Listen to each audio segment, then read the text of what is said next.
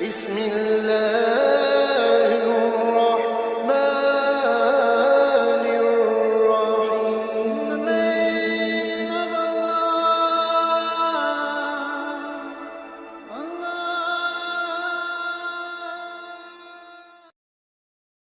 السلام علیکم ورحمۃ اللہ وبرکاتہ۔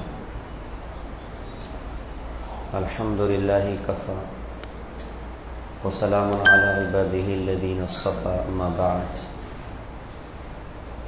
محترم بزرگ دوستوں، عزیزین بھائی، اللہ تعالیٰ نے جناب محمد رسول اللہ صلی اللہ علیہ وسلم کو خاتم النبیین بنا کر دنیا میں مبعوث فرمایا۔ حضرت محمد صلی اللہ علیہ وسلم آپ آخری نبی ہیں، آپ کے بعد کوئی نبی نہیں۔ آپ نے اس پر بہت ساری خوبصورت مثالوں سے اپنی امت کو بات سمجھائی ہے۔ ایک مرتبہ آپ نے ارشاد فرمایا صحابہ میں کہ ایک شخص نے بڑا خوبصورت محل تیار کیا، ہر چیز خوبصورت سے خوبصورت ترین بنائی، اور لوگوں کو کہا کہ بھائی دیکھو میں نے کیسا گھر بنایا۔ لوگ گھر دیکھنے آ گئے تو ٹیبل بھی بڑا عالی شان، دیواریں بھی بڑی عالی شان، چھت بھی بڑی عالی شان، لوگ دیکھتے رہے اور تعریف کرتے رہے۔ آخر میں ایک ایسا مقام تھا جہاں پر ایک اینٹ نہیں رکھی گئی تھی، جس کی وجہ سے محل کا حسن اپنے کمال کو نہیں پہنچ رہا تھا۔ لوگوں نے کہا بھائی یہ آخری اینٹ آپ اگر رکھ دیں تو محل اپنے کمال کو پہنچے گا۔ پھر کہا کہ وہ اینٹ بھی رکھ دی گئی اور وہ محل اپنے کمال کو پہنچا۔ حضور پاک صلی اللہ علیہ وسلم نے ارشاد فرمایا کہ یہ نبوت کا محل ہے، اس کو بنانے والے اللہ ہیں، اور بڑا عالی شان بنایا، لیکن آخری اینٹ نہیں رکھی۔ صحابہ نے پوچھا حضور وہ آخری اینٹ کیا ہے؟ تو اللہ کے رسول حضور پاک صلی اللہ علیہ وسلم نے ارشاد فرمایا کہ وہ آخری اینٹ میرے نام کی رکھے گی، تب جا کر وہ محل اپنے کمال کو پہنچا، اپنے اختتام کو پہنچا۔ تو نبوت کے محل میں سب سے آخری اینٹ جو رکھی گئی وہ جناب محمد رسول اللہ صلی اللہ علیہ وسلم کے نام کی رکھی گئی۔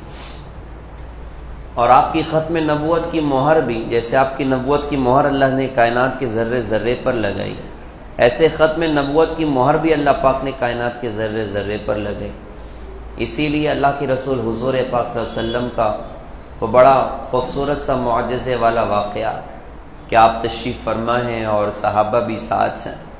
ایک بدو گزرا، قبیلہ بنو سلیم کا تھا۔ یہ قبیلہ حضور پاک صلی اللہ علیہ وسلم کی نفرت میں بڑا مشہور تھا، بغض میں بڑا مشہور تھا، سب اللہ کے رسول کے دشمن تھے۔ اور اسی قبیلے کے ایک شخص جو سب سے زیادہ کٹر تھا حضرت محمد صلی اللہ علیہ وسلم کے مقابلے میں، اس کا گزر ہو گیا۔ دیکھا کہ لوگ بیٹھے ہیں اور کوئی شخص ہیں، لوگوں سے پوچھا یہ کون ہے؟ لوگوں نے بتایا کہ اللہ کے رسول حضرت محمد صلی اللہ علیہ وسلم ہے، یہ ایک اللہ کی دعوت دیتے ہیں۔ تو بدو اس کو بڑا غصہ آیا، کیونکہ بڑی نفرت اس کے دل میں بھری تھی حضور پاک صلی اللہ علیہ وسلم کے لیے۔ وہ ایک مردہ گوہ لے کر جا رہا تھا اور اس کو آستین میں چھپایا ہوا تھا شکار کر کے، جس کو ہم لوگ عام طور سے گھوڑ پڑ کہتے ہیں اور عربی میں اس کو ضب کہتے ہیں۔ اس نے غصے میں آ کر آستین سے گوہ نکالی اور حضرت کے سامنے پھینک دی، اور کہا کہ اگر یہ گوہ کہہ دے آپ نبی اور رسول ہیں تب تو مانوں گا، ورنہ نہیں مانتا۔ اور ایک دم اطمینان سے کھڑا ہو گیا۔ اس کو یقین تھا کہ مردہ تو جانور نہیں بولتا، تو یہ مردہ تو انسان نہیں بولتا تو جانور کہاں سے بول۔ اللہ کی رسول حضور پاک صلی اللہ علیہ وسلم ہم آپ پر قربان جائیں، آپ اس گوہ کی طرف متوجہ ہوئے اور آپ نے اس کو آواز دی یا غب، تو اللہ نے اس کو زندہ کیا۔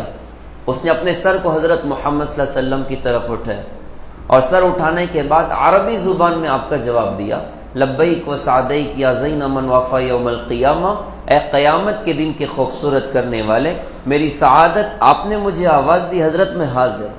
بدو کے تو ہاتھ ہی کھل گیا اور آنکھیں پھٹ گئی، یار یہ کیا ہو گیا؟ اب اللہ کے رسول نے اس گوہ سے پوچھا من تعبد، تو کس کی عبادت کرتی ہے؟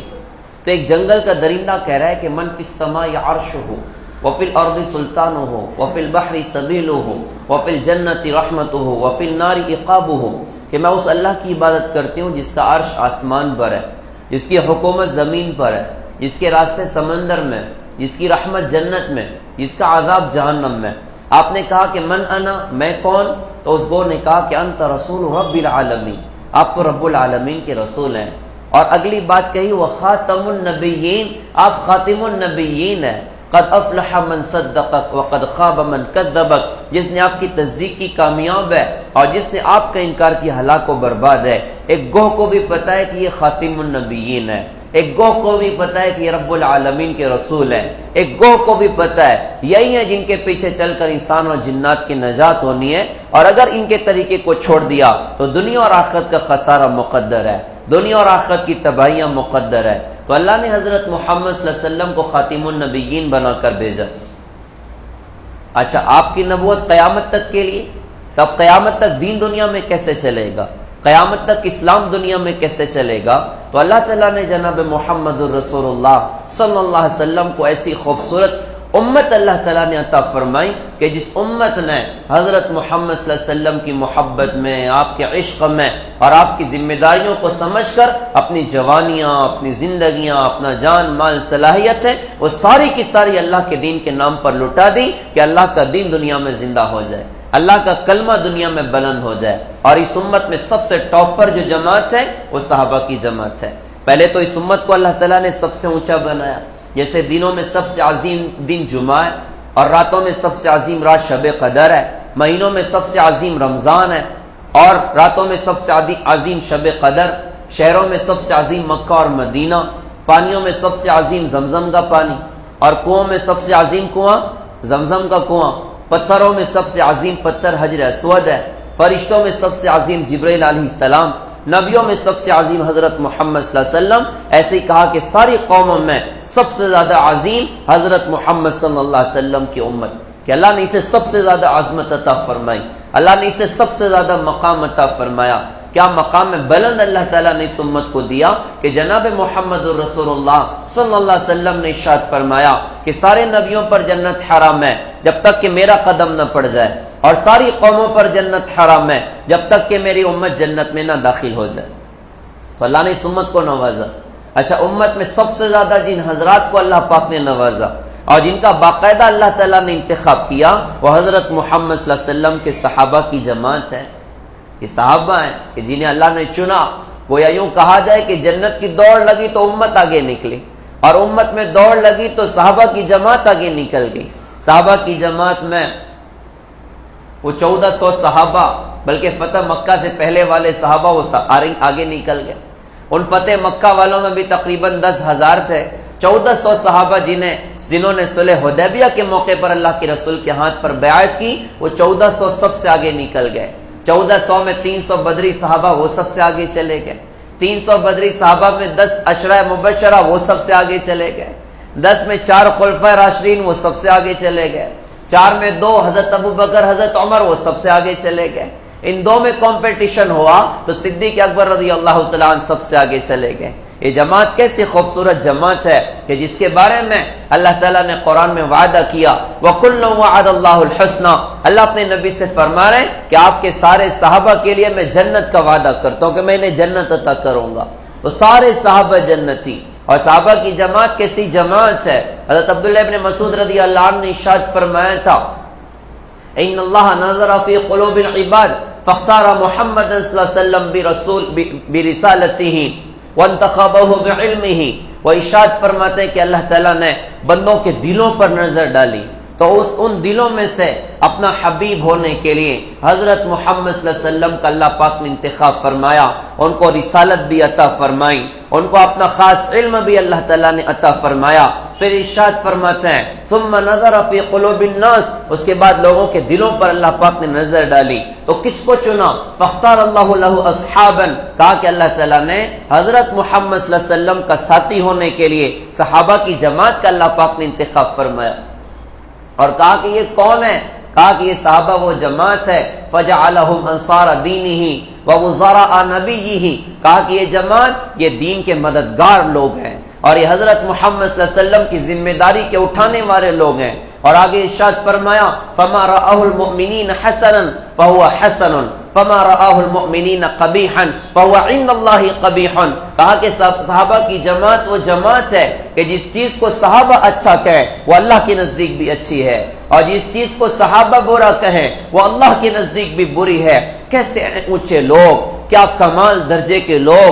اسی لیے تو حیات الصحابہ میں حضرت مولانا یوسف صاحب رحمۃ اللہ علیہ نے عبداللہ ابن مسعود رضی اللہ عنہ کی وہ خوبصورت جملے نقل فرمائے صحابہ کی شان میں. انہوں نے کیا خوبصورت باتیں کہی، مجھے اور آپ کو کیا پیغام دیا، اور قیامت تک آنے والے دین کے کام کرنے والوں کو، نبی کا درد لے کر دنیا میں چلنے والوں کو کیا پیغام دیا عبداللہ ابن مسعود رضی اللہ تعالیٰ عنہ نے. انہوں نے ارشاد فرمایا تھا من کان مستنا فلیستن بمن قد مات فإن الحی لا تؤمن علیہ الفتنہ اولئک اصحاب محمد صلی اللہ علیہ وسلم اختارهم اللہ لصحبت نبیہ ولإقامت دینہ ابرہا قلوبا واعمقہا علما واقلہا تکلفا. کہا کہ لوگوں، جو کوئی دنیا میں اپنے لیے کوئی راہ اختیار کرنا چاہے تو اس کو چاہیے کہ وہ ان لوگوں کی راہ اختیار کرے جو دنیا سے رخصت ہو چکے ہیں. اس لیے کہ زندہ آدمی تو فتنے میں پڑا ہوا ہے، کب کون گمراہی کا شکار ہو جائے، کب کون کسی بڑے فتنے کا شکار ہو جائے، کب کون کس راہ سے بھٹک جائے، کچھ نہیں کہا جا سکتا. لہذا کس کو دیکھنا؟ تو ارشاد فرمائے کہ جو دنیا سے ہدایت پر رخصت ہو گئے، اللہ کے دین پر رخصت ہو گئے، اللہ کی رضا کے ساتھ رخصت ہو گئے. اچھا، ایسے تو بہت سارے لوگ رخصت ہوئے، سب سے پہلے ہمیں کس کو دیکھنا ہے؟ تو حضرت عبداللہ ابن مسعود رضی اللہ عنہ نے فرمایا تھا، کہا کہ تم صحابہ کی جماعت کو دیکھنا. یہ کون سے لوگ ہیں؟ کہا کہ ان کا انتخاب آسمانی دنیا پر اللہ تعالیٰ نے کیا حضرت محمد صلی اللہ علیہ وسلم کا ساتھی ہونے کے لیے، اپنے دین کو دنیا میں قائم کرنے کے لیے اللہ نے اس جماعت کا انتخاب فرمایا. اور آگے ان کی صفات کے بارے میں کہا تھا ابرہا قلوبا واعمقہا علما واقلہا تکلفا. ان کے دل پاک تھے، علم ان کا گہرا تھا، اور تکلف ان میں بالکل بھی نہ تھا. آگے ارشاد فرمایا فاعرفوا لهم فضلهم واتبعوهم على اثرهم وتمسكوا بما استطعتم من اخلاقهم وسيرهم. کہا کہ لوگوں، تم صحابہ کا مقام پہچانو اور اپنی قوت بھر، اپنی طاقت بھر صحابہ کے نقش قدم پر چلو، اور ان کی سنتوں کو، ان کی سیرتوں کو، ان کے اخلاق کو مضبوطی سے پکڑو. اس لیے کہ صحابہ کی جماعت وہ جماعت ہے جو ہدایت کے سیدھے راستے پر چلنے والے لوگ تھے. کیا خوبصورت لوگ اللہ تعالیٰ نے حضرت محمد صلی اللہ علیہ وسلم کو دیے ہر اعتبار سے. اگر سوال کیا جائے کہ ایمان میں امام کون، تو انگلیاں صحابہ کی طرف ہے. نماز میں امام کون؟ صحابہ. علم میں امام کون؟ صحابہ. ذکر میں امام کون؟ صحابہ. تقوی میں سب سے اونچا کون پہنچا نبیوں کو چھوڑ کر؟ انگلیاں صحابہ کی طرف. توکل میں سب سے آگے صحابہ، اللہ کے عشق میں سب سے آگے صحابہ، حضور کی محبت میں سب سے آگے صحابہ، حضور کی منشا کو سب سے زیادہ سمجھنے والے صحابہ. فکر آخرت میں سب سے آگے کون؟ انگلیاں صحابہ کی طرف. زہد اور قناعت میں سب سے آگے کون؟ انگلیاں صحابہ کی طرف. اور فکر آخرت میں سب سے آگے کون؟ انگلیاں صحابہ کی طرف. اخلاق کس کے سب سے زیادہ اعلیٰ؟ انگلیاں صحابہ کی طرف اٹھیں گی. اخلاص کس کا سب سے زیادہ اعلیٰ؟ انگلیاں صحابہ کی طرف اٹھیں گی. حضور کے دین کے نام پر اپنا سب کچھ نچھاور کرنے والے، اپنا سب کچھ قربان کرنے والے کون؟ اور سب سے پہلے انگلیاں اٹھیں گی وہ اللہ کے رسول کے صحابہ کی جماعت کی طرف. ہم صحابہ کی زندگیاں پڑھیں، ہم صحابہ کے ایمانی واقعات پڑھیں. ایمان میں کیسے اعلیٰ درجے پر یہ پہنچے ہوئے لوگ تھے، اللہ پر کیسا اعلیٰ درجے کا توکل تھا، اور حضور پاک صلی اللہ علیہ وسلم کی باتوں کا کتنا بڑا یقین ان کے اپنے دلوں میں اترا ہوا تھا. ان کے ایمان کا کمال ایسا اعلیٰ درجے کا ایمان تھا ان کا. اللہ نے قیامت تک آنے والے بندوں سے قرآن میں جب ایمان کا مطالبہ کیا تو ارشاد فرمایا کہ لوگوں تم صحابہ جیسا ایمان لے کرو. یا ایھا الذین آمنوا آمنوا، کہا کہ کما آمن الناس، کہا لوگوں، کہا کہ تم صحابہ کے جیسا ایمان لے کر آؤ. کیسا مضبوط ایمان صحابہ کا، حضور کی خبروں پر کیسا یقین صحابہ کا. صحابہ میں ایک صحابی ہیں حضرت عمار رضی اللہ تعالیٰ عنہ. ان سے حضور نے فرمایا تھا کہ عمار تو دنیا میں آخری چیز دودھ پیے گا. کسی غزوے میں جنگ میں جاتے تھے تو ڈٹ کے لڑتے تھے، یہاں تک کہ دشمنوں کی صف میں گھس جاتے.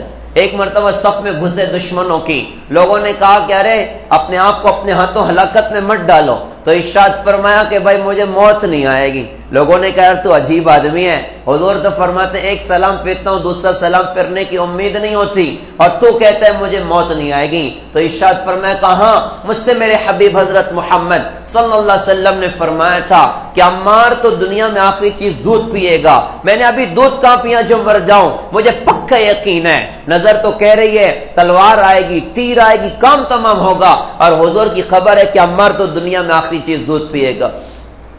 کسی جنگ میں تھا، پانی کے پیاس لگی، کسی سے پانی مانگا تو مرید جو تھا چاہنے والا وہ محبت میں جا کے حضرت کے واسطے دودھ اڑا کے لائے۔ مرید بعض مرتبہ نا پیر صاحب کو بہت مشکل میں ڈال دیتے ہیں، اور مرید ہی بعض مرتبہ اتنا پھلاتے ہیں کہ آدمی گڑبڑ میں آ جاتا ہے۔ تو خیر محبت تھی خادم کو، وہ بیچارے کو علم نہیں ہو گیا، دودھ اٹھا کے لایا۔ حضرت نے دیکھا تو سمجھ گئے کہ ٹائم آ چکا ہے، اب ایسا بھی نہیں کہ بھیا دور کر میرے کو دنیا میں بہت دن رہنا ہے۔ وہ تو اللہ سے عشق کرنے والے لوگ تھے، وہ تو اللہ کے رسول سے ملاقات کا شوق کرنے والے لوگ تھے، وہ تو جنت کے شوق رکھنے والے تھے۔ انہوں نے دودھ کو پیا اور پی کر ارشاد فرمایا کہ مجھ سے میرے حبیب نے کہا تھا کہ عمار تو دنیا میں آخری چیز دودھ پیے گا، اتنا کہا اور دنیا سے رخصت ہو گئے۔ تو کیسا یقین حضور کی خبروں پر۔ صحابہ میں ایک صحابی ہیں حضرت جندب بن جنادہ ان کا نام ہے، اور مشہور حضرت ابو ذر غفاری کے نام سے ہے۔ یہ امت کے سب سے بڑے زاہد ہیں، ان کی اکثر صحابہ سے جمتی نہیں تھی، تو یہ دیہات میں چلے گئے، زندگی کے آخری زمانے میں ربضہ میں رہتے تھے، اور وہاں پر ایک ان کا چھوٹا سا جھوپڑا تھا، ان کی بیوی، ان کی بیٹی، اور کوئی پرسان حال نہیں۔ مقدر یہ ہوا کہ موت کا وقت ہے، سخت بیمار ہو گئے، بیوی رو رہی ہے، بچی رو رہی ہے۔ کہا کہ کیوں روتے ہو؟ تو بیوی نے کہا کہ جی ہم رو رہے ہیں کہ آپ کیسی قسم پرسی کی حالت میں دنیا سے رخصت ہو رہے ہیں، آپ کے دنیا سے جانے کی گھڑیاں قریب معلوم ہوتی ہیں، کوئی مرد تجہیز اور تکفین کرنے والا نہیں ہے۔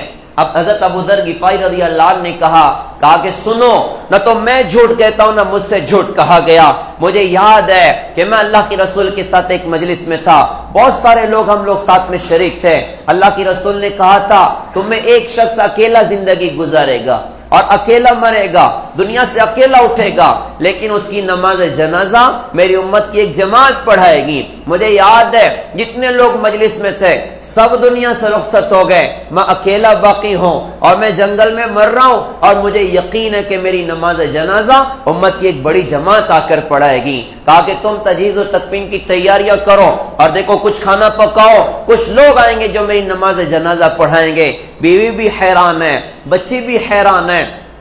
خیر انہوں نے کھانا پکانا شروع کر دیا، ان کی موت کا وقت ہے، دنیا سے رخصت ہو گئے۔ بیوی پریشان تھی، اس نے جب راستے کی طرف دیکھا تو دوڑ اڑتی نظر آئی، تو جب قریب آئے تو کون تھے؟ حضرت عبداللہ ابن مسعود رضی اللہ تعالیٰ عنہ 29 صحابہ کی جماعت کے ساتھ اونٹوں پر سوار، وہ قریب پہنچے۔ بیوی نے کہا کہ ابو ذر غفاری ہیں، دنیا سے رخصت ہو گئے۔ صحابہ کی آنکھ میں آنسو آ گئے، رونے لگے۔ تجہیز و تکفین کا انتظام کیا، نماز جنازہ وغیرہ کے بعد تدفین کے بعد رخصت ہونے لگے۔ تو بیوی نے کہا کہ حضرت آپ کے لیے کھانے کا انتظام بھی ہے، کھانا کھا کر جائیے۔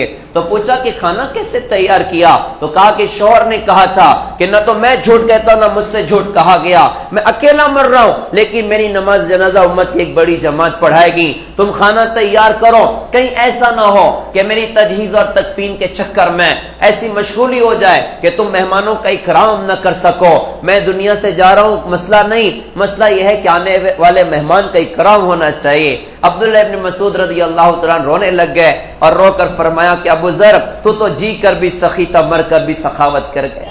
تو کیسا یقین تھا صحابہ کو حضور پاک صلی اللہ علیہ وسلم کی ایک ایک باتوں پر۔ آج ہمارے اپنے یقین کا کیا حال ہے؟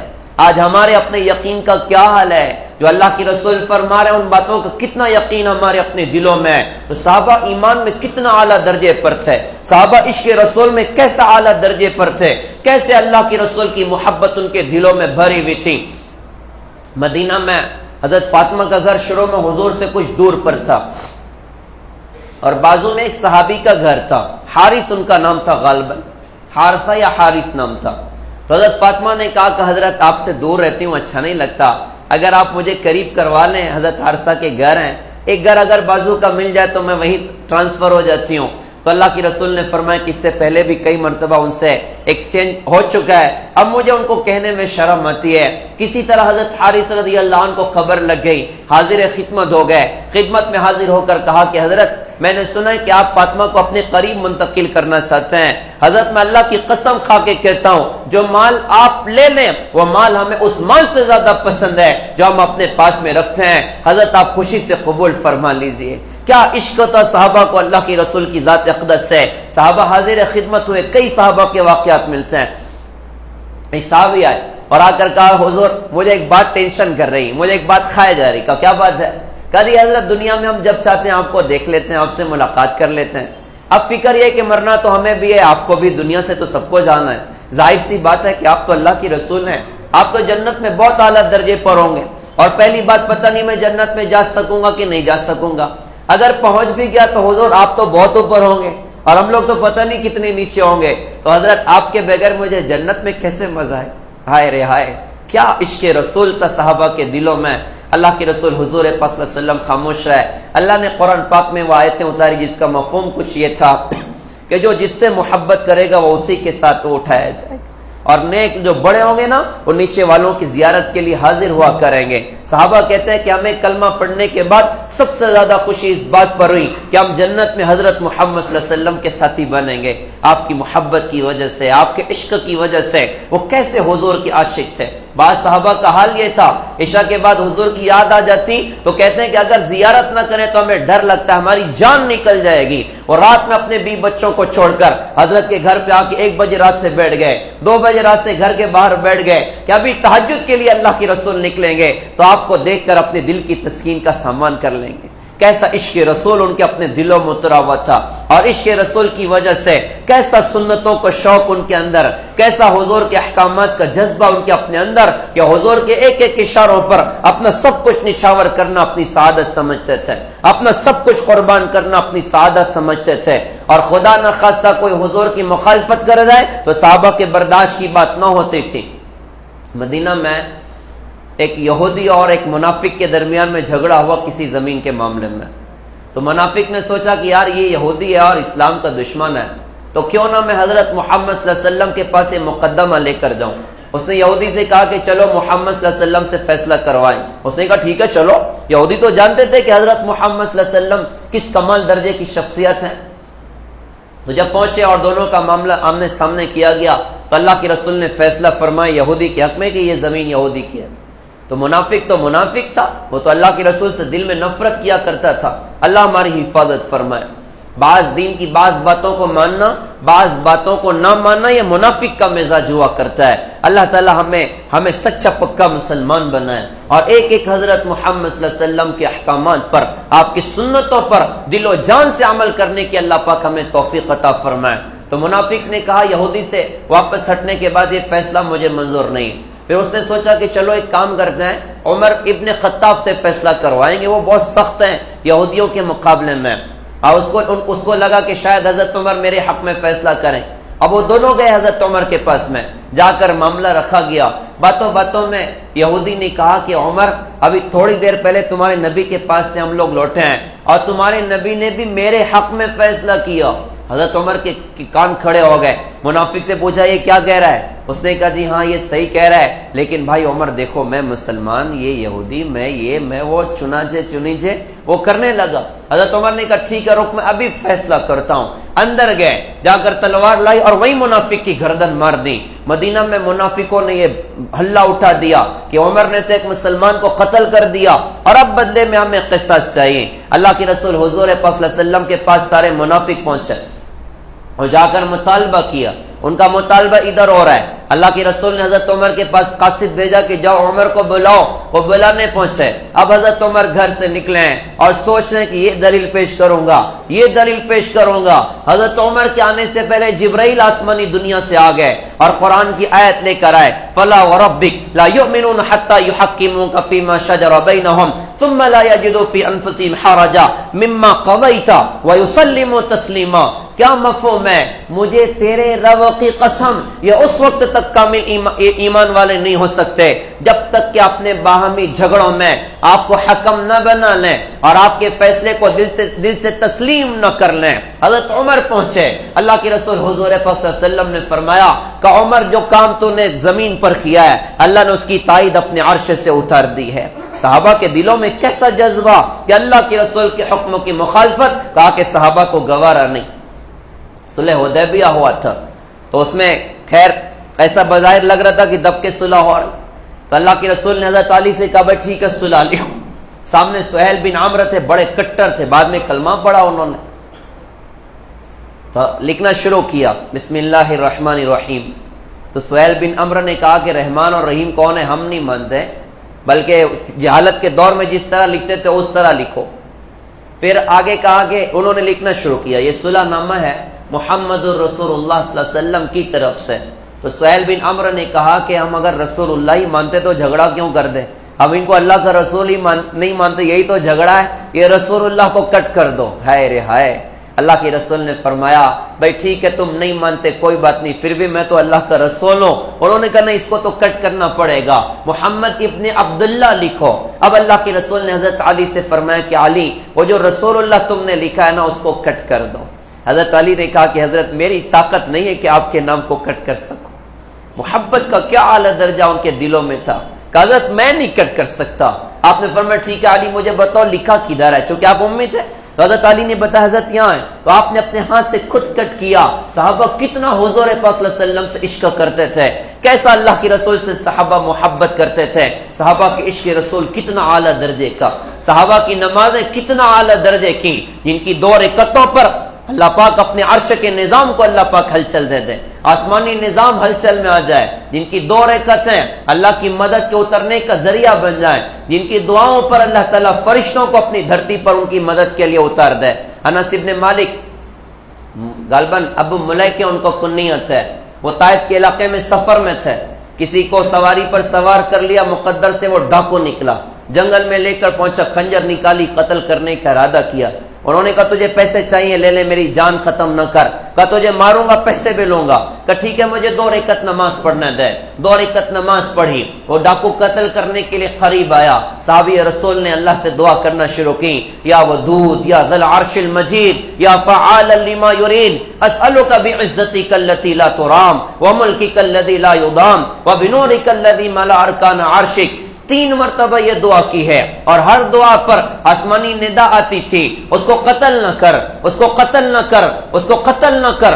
ڈاکو حیران ہے یہاں آواز دینے والا کون ہے؟ تیسری آواز کے بعد ایک سوار نمودار ہوا، نیزہ مار کے ظالم کو ہلاک کر دیا اور کہا کہ جو بندہ بھی ان الفاظ کے ساتھ دعا کرے گا اللہ اس کی دعا کو کبھی رد نہیں کرے گا، اور کہا کہ میں 4تھے آسمان کا فرشتہ ہوں، جب تو نے پہلی مرتبہ دعا کی تو عرش کے دروازے ہلنے لگے، تو نے دوسری مرتبہ دعا کی تو فرشتوں میں کوہرام مچ گیا اور یہ پیغام آیا کہ کون اللہ کے بندے کی مدد کو جائے گا۔ جب تو نے تیسری مرتبہ دعا کی میں تیار تھا، میں پلک جھپکتے ہی تیری مدد کے لیے زمین پر حاضر ہوا۔ جو بندہ ان الفاظ کے ساتھ دعا کرے گا اللہ اس کی دعا کو کبھی رد نہیں کرے گا۔ ہم صحابہ کی نماز دیکھیں، ہم صحابہ کا فکر آخرت دیکھیں، ہم صحابہ کا راتوں کو اٹھ کر اللہ کے سامنے رونا دیکھیں، ان کا تڑپنا دیکھیں، کتنے بڑے بڑے صحابہ۔ حضرت علی رضی اللہ تعالیٰ عنہ کو دیکھ لیجئے، حضرت معاویہ رضی اللہ تعالیٰ عنہ نے ایک مرتبہ ان کے ایک شاگرد حضرت زرار سے پوچھا، زرار بن زمرہ کنانی،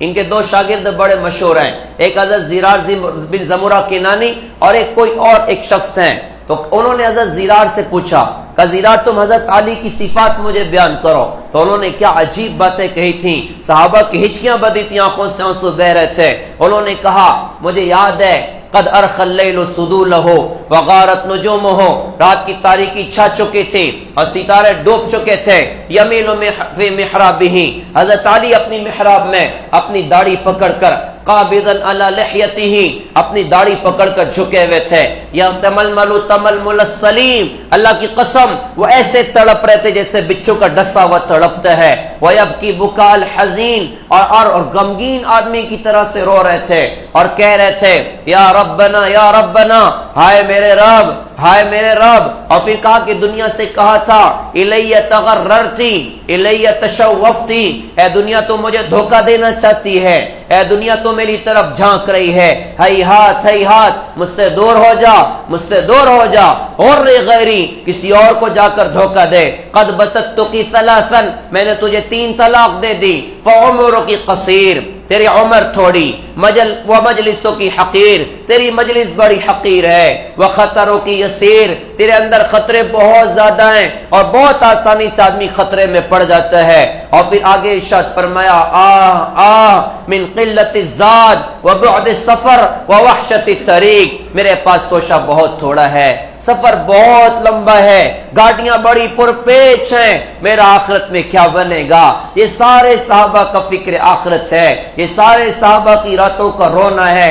ہماری راتیں کہاں چلے گئیں، ہمارے دن کہاں چلے گئے، ہمارا عشق رسول کہاں چلا گیا، ہماری حضور کی محبت کہاں چلی گئی، ہمارا نمازوں کا اہتمام کہاں چلا گیا، ہمارا اللہ کے سامنے رونا دھونا کہاں چلا گیا. ہم اپنی راتیں بنائیں صحابہ والی راتیں، ہم اپنے دن بنائیں صحابہ والے دن. ہم اپنے معاملات میں، اپنی زندگی میں، اپنی شادی بیاہ موت میت میں ہم صحابہ کی زندگیوں پر نظر کریں کہ صحابہ کیسے اللہ کے احکامات پر عمل کرتے تھے، صحابہ کیسے فکر آخرت کے ساتھ زندگی گزارتے تھے، صحابہ کیسے اپنے دن اور رات کو اللہ اس کے رسول کی اطاعت سے وصول کرتے تھے. تو صحابہ کی رات کا کیا عالم تھا، صحابہ کے تقوی کا کیا عالم تھا. حضرت ابو بکر صدیق رضی اللہ تعالیٰ عنہ کتنے بڑے آدمی ہیں، ایک مرتبہ غلطی سے کوئی مشتبہ لقمہ پیٹ میں اتار لیا، بھوک بہت سخت تھی، پوچھ نہیں سکے. کھانے کے بعد غلام نے کہا کہ ہمیشہ تحقیق کرتے، آج بغیر تحقیق کے کھایا ہے. کہ یار بھوک کی شدت تھی، پوچھ نہ سکا کہاں سے لایا تھا. تو اس نے جب بتایا تو لگ گیا کہ یار یہ تو کوئی شک والا لقمہ ہے، اور اگر حرام ہو گیا تو میں مشکل میں پڑ جاؤں گا. پیٹ کے باہر نکالنے کی کوشش کی، سخت بھوک کی حالت میں لقمہ کھایا تھا، پیٹ کے باہر نہ نکلا. کسی نے کہا ڈھیر سارا پانی پی لیں تو نکلے گا، کہہ کر کے پانی پیا، کہہ کر کے باہر نکال دیا. کسی نے کہا کہ اللہ آپ کے حال پر رحم کریں، ایسی سخت بھوک میں آپ نے لقمہ کھایا تھا، اس کو اس انداز سے پیٹ کے باہر نکال دیا. تو ارشاد فرمایا کہ خدا کی قسم اگر میری جان کے ساتھ یہ لقمہ میرے پیٹ کے باہر نکلتا تو میں نکال دیتا. میں نے اپنے نبی کی زبان سے سنا ہے کہ آدمی کے بدن کی وہ بوٹی جو حرام مال سے پرورش پائے اس کے لیے جہنم کی آگ بہتر ہے. کیسا تقوی ان کے اندر، کیسا احتیاط ان کے اندر، کیسا فکر آخرت ان کے اندر. اور پھر میں اپنی آخری بات پر آؤں کہ دین کے نام پر کیسا اپنے آپ کو جھونک دینے کا جذبہ ان کے اپنے اندر، کیسا اپنے آپ کو لگایا، کیسا اپنے آپ کو کھپایا. جوانیاں نچھاور کر دیں، زندگیاں نچھاور کر دیں، اپنے ارمان کے گلے گھونٹ گئے، اپنی چاہتوں کو قربان کر گئے کہ اللہ کا دین دنیا میں زندہ ہو جائے، اللہ کا کلمہ دنیا میں بلند ہو جائے. یہ مہینہ چل رہا ہے جمادی الاولیٰ کا، 8 ہجری میں حضور پاک صلی اللہ علیہ وسلم نے 3000 صحابہ کا ایک لشکر غزوہ موتا کے لیے روانہ فرمایا تھا، غزوہ موتا کے لیے روانہ فرمایا تھا. ہوا یہ تھا کہ اللہ کے رسول نے اپنے قاصد بھیجا تھا ہرقل کو پیغام پہنچانے کے لیے. راستے میں اس کے ایک گورنر نے ان کو باندھ کے قتل کر دیا، اور قاصد کا قتل بالکل ٹھیک نہ تھا اور اعلان جنگ کے مترادف سمجھا جاتا تھا. حضور پاک صلی اللہ علیہ وسلم کو اطلاع ملی تو بہت غمزدہ ہوئے، بہت غم ہوا حضور پاک صلی اللہ علیہ وسلم کو. پھر آپ نے اعلان کیا کہ ان کے خون کا بدلہ لیں گے اور جا کر ان لوگوں سے مقابلہ کریں گے. آپ نے 3000 کا لشکر تیار کروایا اور آپ نے فرمایا کہ زید بن حارثہ امیر ہوں گے، زید شہید ہو جائیں، جعفر بن ابی طالب امیر ہوں گے، جعفر شہید ہو جائیں، عبداللہ بن رواحہ امیر ہوں گے، عبداللہ بھی شہید ہو جائیں، تو جس کو چاہیں اپنے مشورے سے امیر بنا لیں. ایک یہودی یہ گفتگو سن رہا تھا، اس نے کہا کہ خدا کی قسم یہ تینوں تو پکا شہید ہوں گے. یہ نبیوں کی بات کا یہی معاملہ ہوا کرتا ہے کہ ان کی بات کو اللہ تعالیٰ پورا کرتا ہے. قافلہ روانہ ہوا اور چلتے چلتے معان کے مقام پر انہوں نے قیام کیا جو غزوہ موتا کے قریب کی ایک جگہ تھی. وہاں پر پہنچے تو لوگوں نے خبر پہنچائی کہ ہرقل بادشاہ 2 لاکھ فوج لے کے مسلمانوں کے مقابلے کے لیے آیا ہوا ہے. کہاں 3000 کا لشکر اور کہاں 2 لاکھ کا لشکر. صحابہ تھوڑا سا ٹھٹر گئے، بعض جم گئے اور پھر مشورہ کرنے لگے کہ کیا کرنا چاہیے، کیا اللہ کے رسول کو یہاں سے پیغام بھیجیں یا اسے مقابلہ کریں. تو تو عبداللہ ابن رواحہ رضی اللہ تعالیٰ عنہ نے ارشاد فرمایا کہ لوگوں تم جس چیز کی امید میں ادھر آئے تھے یعنی شہادت وہ اپنی آنکھوں کے سامنے ہے. ہم کبھی بھی اسباب کی بنیاد پر نہیں لڑے, ہم کبھی بھی اکثریت کی بنیاد پر نہیں لڑے, ہم تو اللہ کے دین کی وجہ سے لڑے ہیں, جس کی وجہ سے اللہ نے ہمیں عزت دی, جس کی وجہ سے اللہ تعالیٰ نے ہمیں مقام دیا. تو کیوں گھبراتے ہو؟ ارے آگے بڑھو, دو چیز میں سے ایک چیز ہمارا اپنا مقدر ہوگی, یا تو فتح ملی تو غازی بنیں گے, یا شہادت ملی تو اللہ کی راہ کے شہادت پانے والے بنیں گے.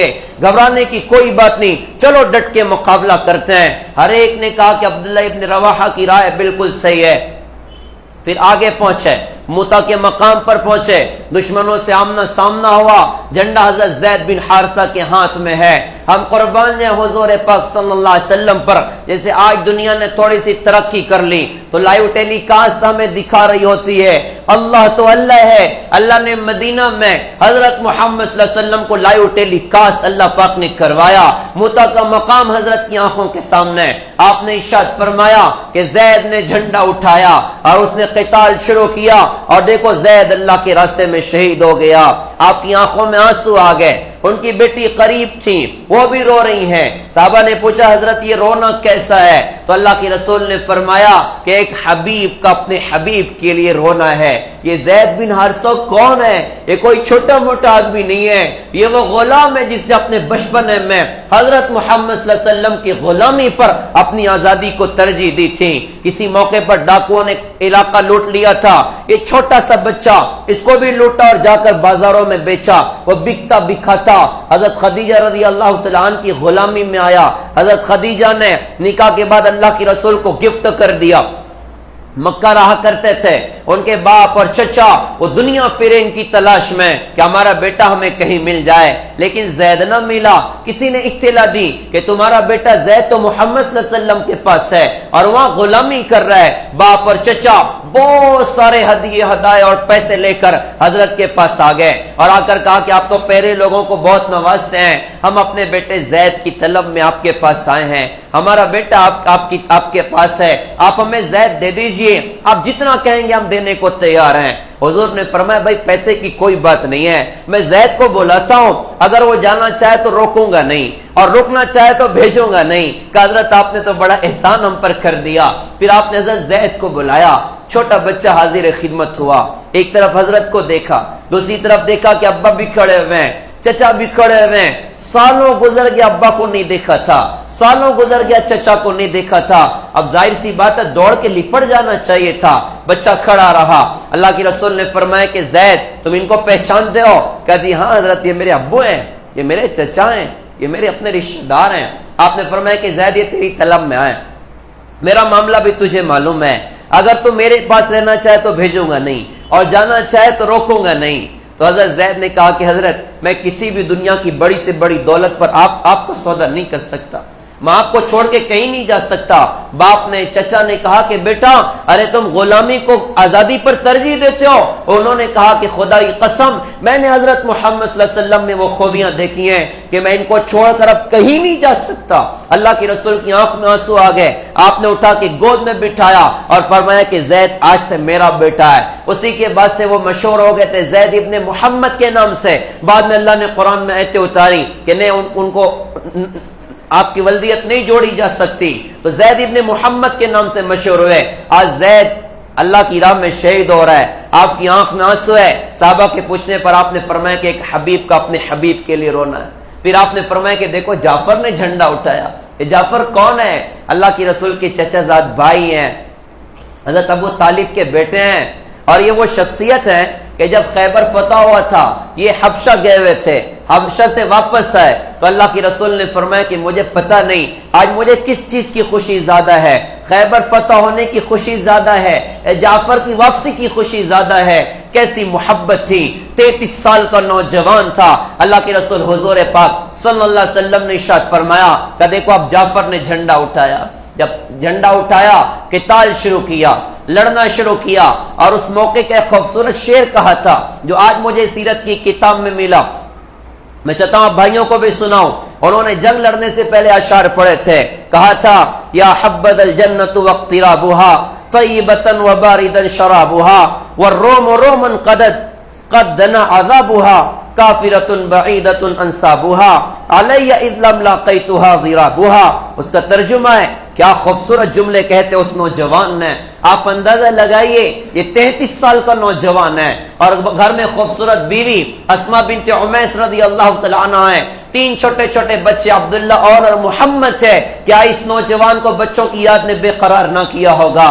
خوبصورت بیوی کی محبت نے بے قرار نہ کیا ہوگا؟ یہ بندہ جنگ کے میدان میں اشعار پڑھ کے کہتا ہے واہ کیا خوب ہے جنت اور اس کا قریب ہونا، پاکیزہ جگہ اور ٹھنڈا پانی. کافر ذلیل النسب رومیوں کے عذاب کا وقت قریب آ چکا ہے. اب جب ان سے سامنا ہو چکا ہے تو مجھ پر ضروری ہے کہ میں ان کا مقابلہ کروں اور ان سے 2 ہاتھ کروں. لڑنا شروع کیا. اللہ کے رسول نے فرمایا انہوں نے جھنڈا سیدھے ہاتھ میں لیا، کافروں نے ہاتھ کاٹ دیا. الٹے ہاتھ میں لیا، دوسرا ہاتھ کاٹ دیا. بازوؤں سے چمٹا لیا، کسی نے بیچ میں سے 2 ٹکڑے کر دیے. اللہ کے رسول کی آنکھ میں آنسو. آپ نے فرمایا بھائی چلو جعفر کے گھر والوں پر بڑی مصیبت آ گئی، چلو چل کے تعزیت کرتے ہیں. صحابہ کے ساتھ ان کے گھر پہنچے. بیوی آٹا گوندھ رہی ہے، بچے کھیل رہے ہیں. بچے سارے آ کے حضور سے لپٹ گئے. آنکھ میں آنسو. اسما بنت عمیس کہتی میں گھبرا گئی. حضرت کی آنکھ میں آنسو میں نے دیکھے. میں نے ڈرتے ڈرتے پوچھا کہ حضرت کیا جعفر کی کوئی خبر ہے؟ تو اللہ کے رسول نے ارشاد فرمایا کہ جعفر کے گھر والوں صبر کرو، جعفر تو اللہ کے راستے میں شہید ہو گئے. حضرت اسما بے ہوش ہو کر گر گئیں. اندازہ لگائیے اس جوان نے کیا قربانی دی، کیسا اپنے آپ کو کھپایا، کیسا اپنے آپ کو لگایا. پھر آپ نے فرمایا کہ اب عبداللہ بن رواحہ نے جھنڈا اٹھایا اور وہ شہید ہوا اور وہ بھی گیا جنت میں. اب جو ہے مسلمانوں میں بھگدڑ مچی ہے. جھنڈا گر گیا تو ایک صحابی رسول تھے ثابت بن ارقم رضی اللہ تعالیٰ عنہ، انہوں نے جھنڈا اٹھایا اور کہا لوگوں کسی ایک کے ہاتھ میں جھنڈا پکڑاؤ اور کسی کو اپنا امیر طے کرو. لوگوں نے کہا تو ہی ذمہ دار ہو جائے. انہوں نے کہا نہیں میں ذمہ دار نہیں بنتا، ایک کام کریں خالد کو جھنڈا پکڑائیں. تو سارے میدان سے آواز بھائی خالد کو پکڑاؤ، خالد کو پکڑاؤ. ساروں نے جھنڈا حضرت خالد کو پکڑایا. اب اللہ کی رسول ممبر پر تشریف فرمائے ہیں اور ممبر پر کھڑے کھڑے اللہ کے رسول نے ارشاد فرمایا ثم اخذ الراية سيفا من سيوف الله ففتح الله على يديه. آپ نے ارشاد فرمایا کہ اب اللہ کی تلوار لہرا گئی.